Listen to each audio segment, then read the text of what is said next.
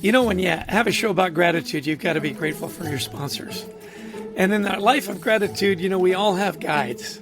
Somebody that guided us through our lives, that made us appreciate those things that we have. And that's why I'm so delighted and so grateful for our sponsor, Life Guides.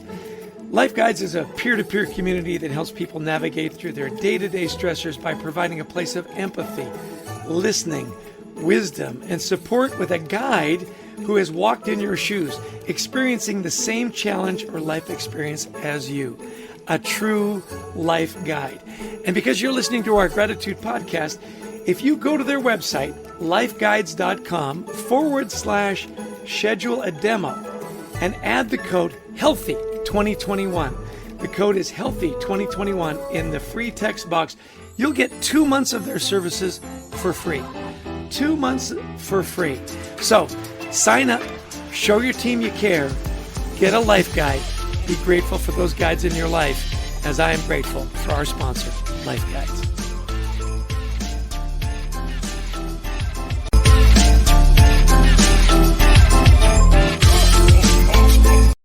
Hey, welcome to Leading with Gratitude Live. I'm your host, Chester Elton, the apostle of appreciation, coming to you from the gratitude epicenter of the universe, Summit, New Jersey.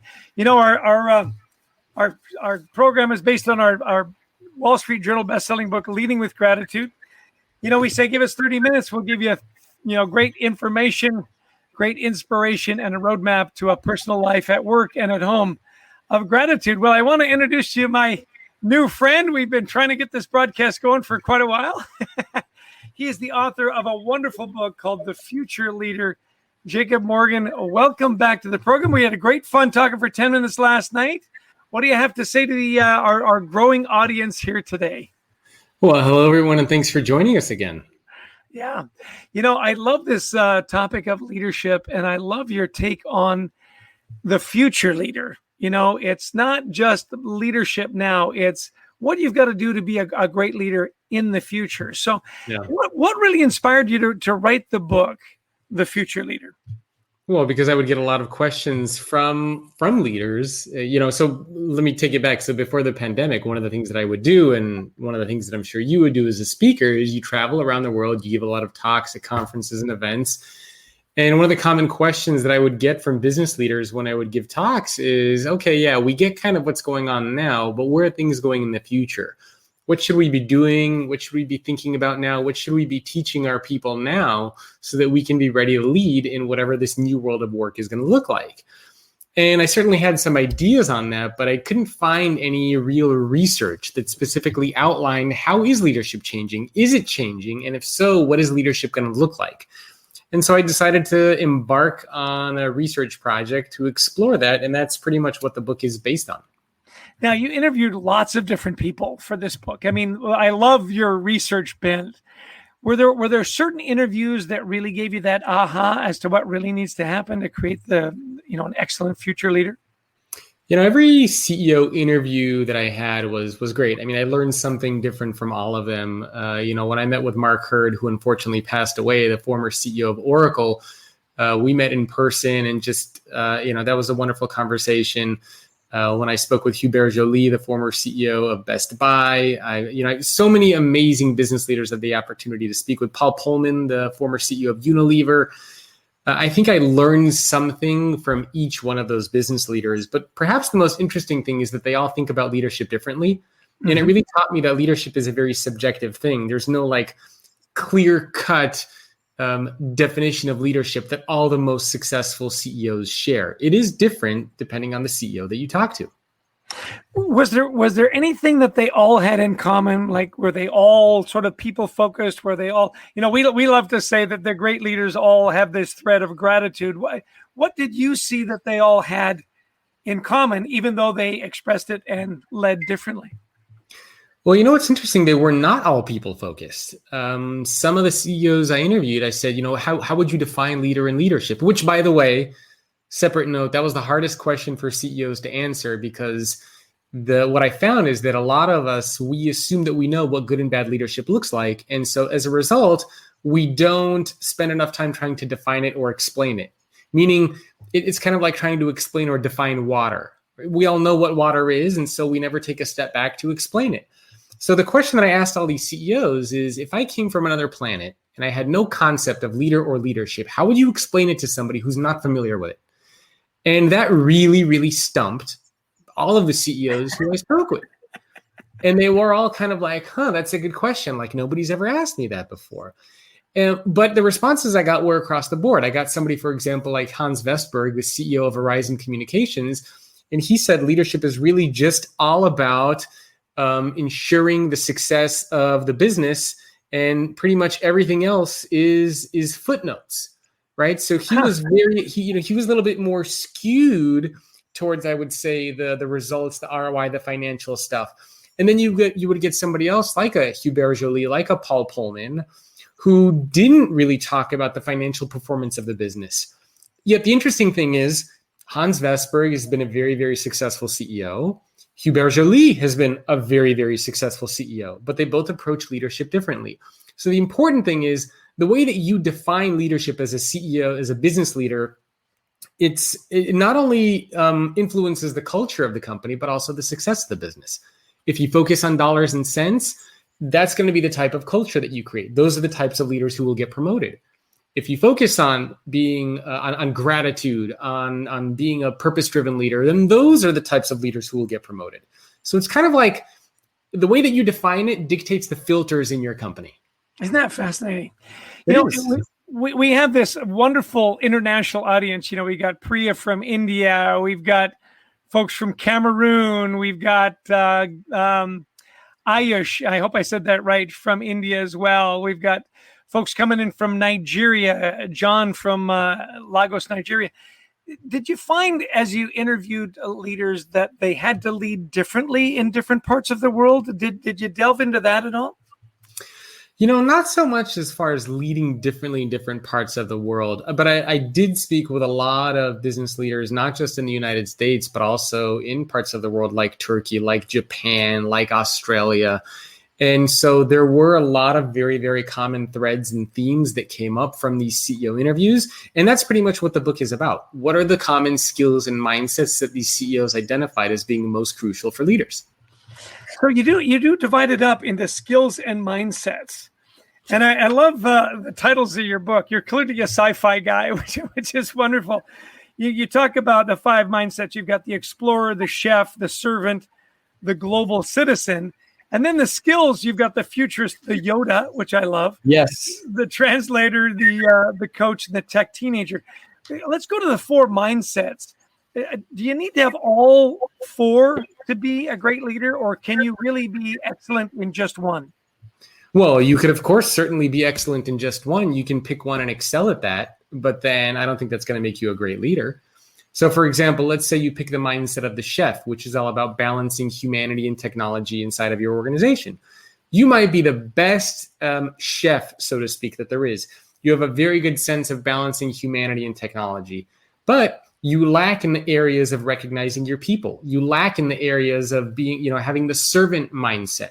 You don't have humility and vulnerability. You don't take care of yourself.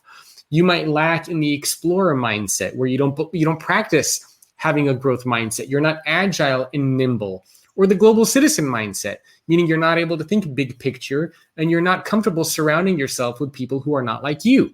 So you can see that even if you're great at the humanity and the technology aspect, if you struggle in the other areas, you're going to have a hard time as a leader. So the point of the book is that you do need all 4 mindsets. And look, let's be honest. When we're talking about the grand scheme of things, 4 mindsets and 5 skills is not a lot. Okay. If I told you that there were 9 things, 4 mindsets and 5 skills that you needed to do in order to become a great leader, to unlock your potential, unlock the potential of your people, make your organization more successful. If you're not willing to do those 9 things, you probably shouldn't be in a leadership position.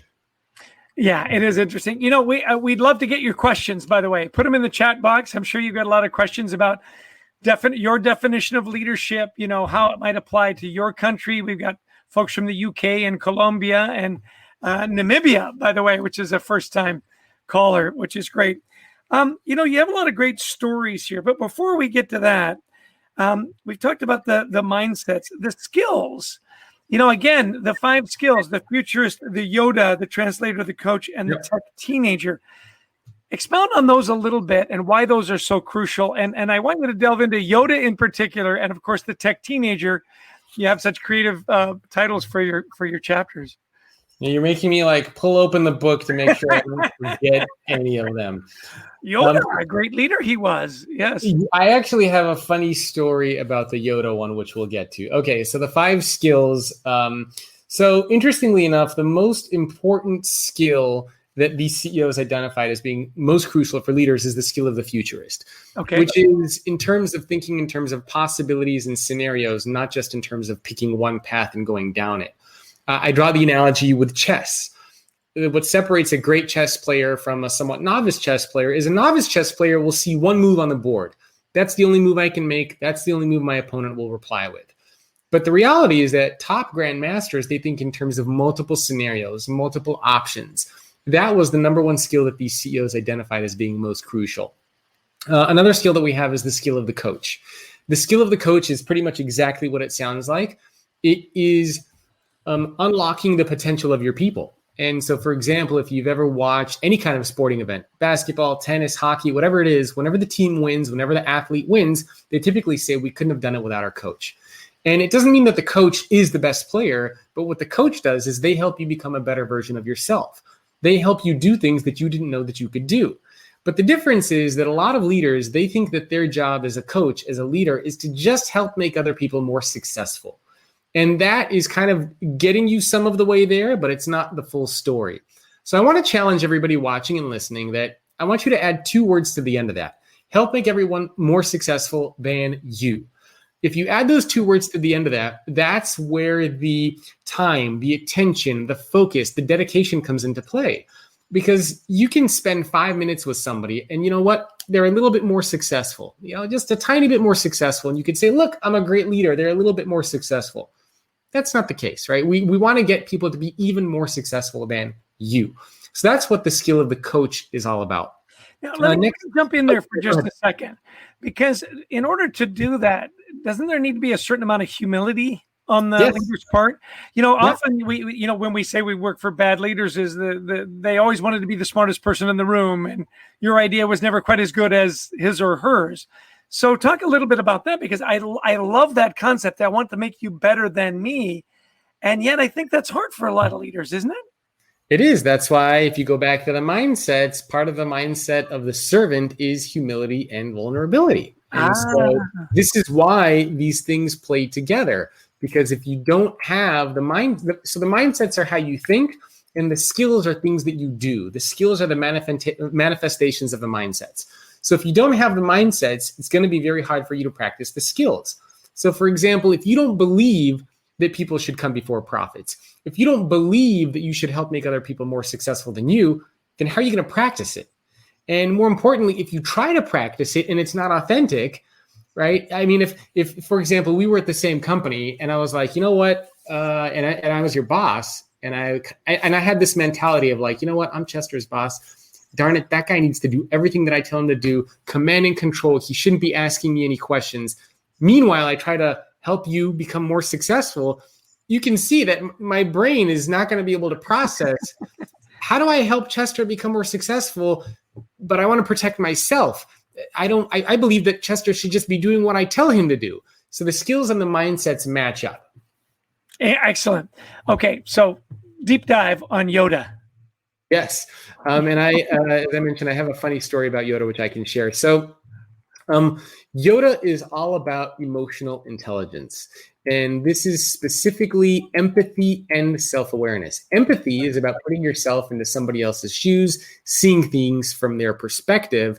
And self-awareness is about, do you know your own strengths, your own weaknesses, and just as importantly, do other people around you know your strengths and your weaknesses?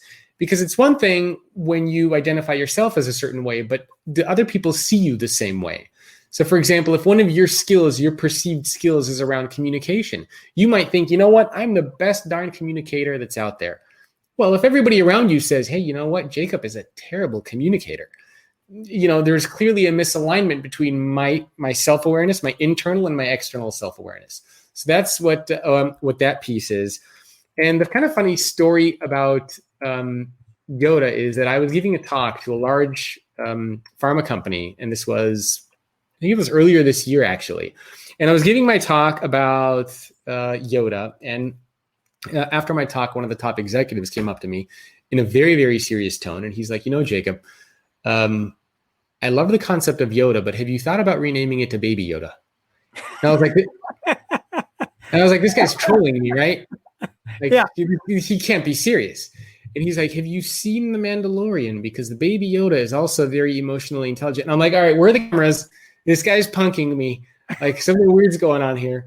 And so I had to have a very serious conversation with this top executive at this big global company about Yoda and Baby Yoda. And in all honesty, I have not seen The Mandalorian yet, but it is on my to-do list. You know what? I hear it's fabulous. In fact, it was the one thing that was almost caused me to buy Disney Plus was to get The Mandalorian. You're getting great feedback here, Jacob. Wow, awesome, incredible, excellent. Wow, great. So you're resonating with a lot of the viewers. I love this comment from Gary Rich, actually, a good friend of ours from WD-40. He says, make sure empathy eats your ego. What's your reaction to that? No, it's great. I mean, Gary was one of the CEOs who I interviewed. So hello, Gary. Wonderful, wonderful company. And he gave me this great story, and I think I actually used it in the book as well. He calls it the soul-sucking CEO, which I love. I've got my goal here somewhere, Gary. I'm sorry I don't have it handy. Yeah. So, I mean, he's of course correct, and perhaps more importantly, Gary is Australian, and I was born in Australia, so I'm never going to disagree with anything that Gary says. But it's true. I mean, if you have a very big ego and you believe that as the CEO or as a leader, you're better than everyone, you're smarter than everyone, you're more attractive than everyone, you're going to have a very hard time practicing any form of empathy inside of your company. And so Gary's 100% right. Of course, he's the leader of a company, so he knows this firsthand. But you can't, I mean, as a leader going forward, if you have a big ego, you're going to have a very, very hard time. Now, Gary also brings up a very, very interesting point, because traditionally in the realm of leadership, it was the leaders with the biggest egos who typically made it farther in the company. If you think about how most leaders got into their positions, they have the bigger egos. They have been at the company longer. They bring in the most amount of money. They're better at office politics and bureaucracy, right? They have a friend in a leadership position who helped bump them up. And this is why when I interviewed these 140 CEOs, I said, is leadership going to change? And the collective response was yes, because in order to be a leader, you're not going to be able to get by doing those things. You're genuinely going to have to earn your leadership. You're not going to be able to just be given a leadership title. Yeah, isn't it interesting? And you would often hear, and this was years ago and probably still today, she's got a big ego, or he's got a big, and that's a good thing. Yeah. And you kind of go, maybe not, maybe not. That servant leadership has become so much more important.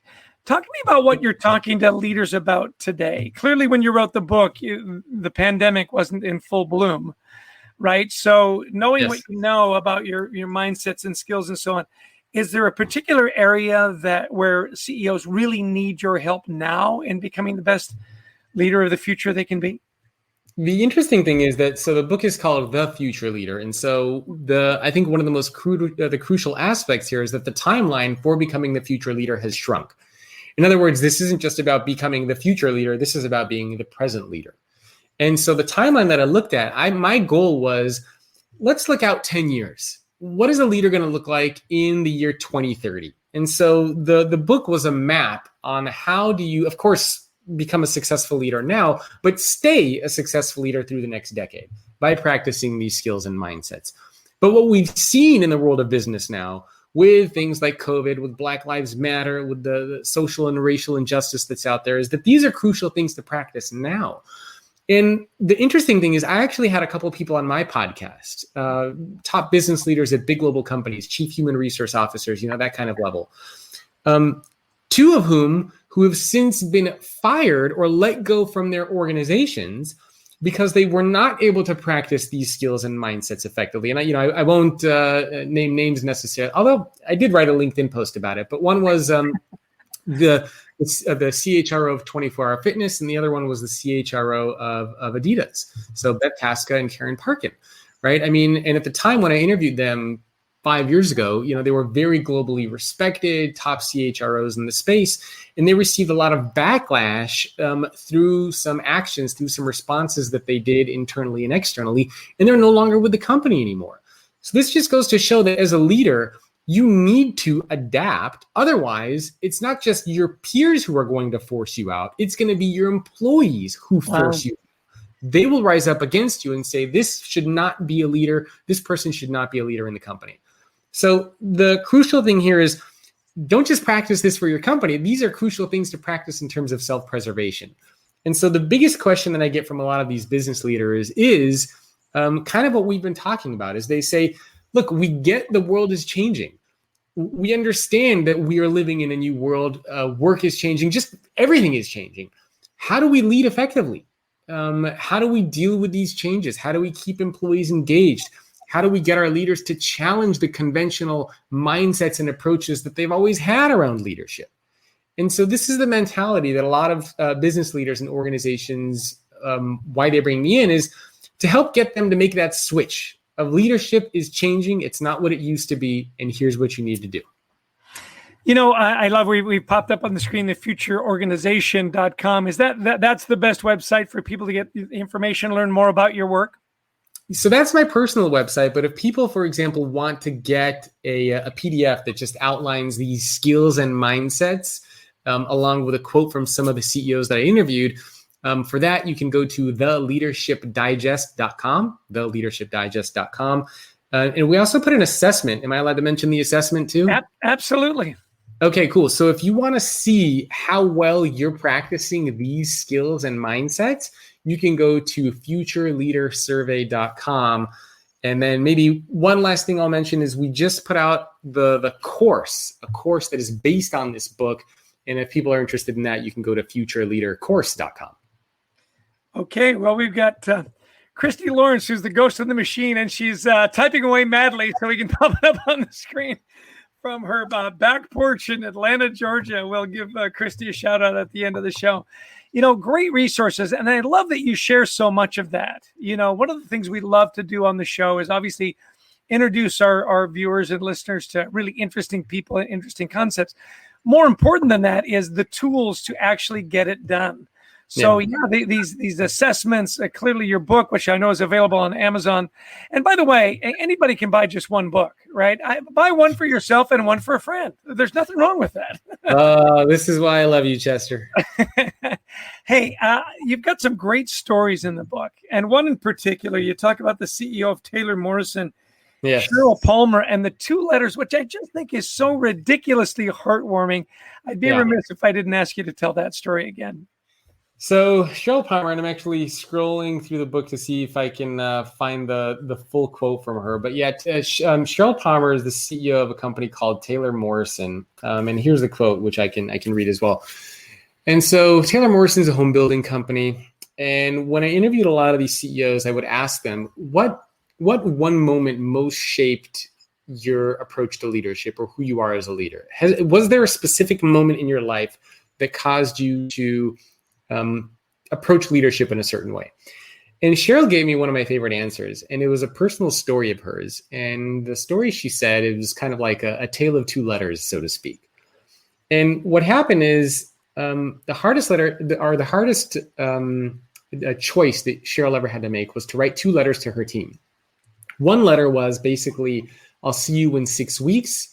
And the second letter that she had to write to her team was carry on the legacy that we started. Wow. And so it turned out that Cheryl had a brain tumor and she was going in for surgery, and she didn't know if she was going to make it out of that surgery okay or not. And so before she went into the surgery, she had to pen two letters to her team, to her family, to everybody. And the two versions of the letter were, one was if the surgery went well and she would be back at the office in 6 weeks, that's the letter that she wanted her team to receive. And then if the surgery didn't go well, which we all know what that means, then there was a second letter that she wanted her team to receive. And this was about carrying on the legacy, carrying on the torch, all the great work that they've done. And she said that when she wrote those two letters, that really clicked something in her mind. And I have the quote here. Do you want me to read the quote? Absolutely. Okay, I'm going to read the quote from Cheryl. And she says, and apologies to everybody for not memorizing this paragraph. She said, although I always believed I lived life to the fullest and looked for the good in each person and situation, going through this, and this being that brain surgery in the 2 letters, made me realize how precious each life encounter really is. And it made me a better leader because I was able to appreciate how important every interaction is and not to take anything or anyone for granted. Many leaders go through their days fighting fires and not appreciating the golden rule of business. People work for people and not companies. A leader's responsibility is to set the vision and not allow the business to just happen, but rather make relationships and interactions intentional, meaningful, and purposeful. Some may consider it really hard work, but being a leader is a choice. And if you decide that this is who you really are, there is no middle ground. It's all consuming, not 2 parallel paths. And being a leader can't just be when you show up to the office. It's your natural passion and an eerie intersection in all parts of our lives.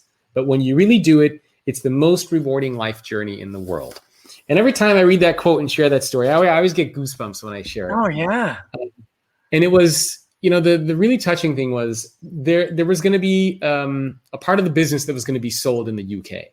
And literally the day before her brain surgery, the night before her brain surgery, she's negotiating a deal, making sure that if a sale happens, that her people are going to be taken care of. Like, that's how she spent the last few hours before her brain surgery, is knowing that even if she doesn't make it out of the surgery, she's taking care of her people. And that, to me, is truly amazing, because we hear a lot about this concept of putting people first. And to me, putting people first is a combination of 2 things. It's the philosophy backed by a set of actions. Having the philosophy is not hard. A lot of organizations say they have the philosophy of putting people first, yet they let go of 5,000 employees and 10,000 employees. Right. So they have the philosophy, but it's not backed up by the actions. And I always tell this story of this waffle shop that's a couple miles away from where I live. And it's called Oli's Waffle Shop, and they own a business next door called Wine and Waffles. And it's a husband and wife entrepreneurial team. And they were about to retire before this pandemic started. And they bought a beautiful plot of land. They were going to build their dream home. And then the pandemic hit. Now, I should point out that when you go into Oli's Waffle Shop, they have pictures of all of the employees who work there who helped build the business, 40 employees. And so this pandemic hit, and a lot of their employees really started to struggle. They couldn't pay for their rent. They couldn't pay for basic expenses. So this husband and wife entrepreneurial couple, they got rid of that land where they were going to build their dream home. And they put the $400,000 back into the business to help pay the wages of their people. And when asked why they did this, they just said, how could we not do this? We're not the types of people to just let our employees, struggle and suffer. And so that's the philosophy backed by the set of actions. And I hear that.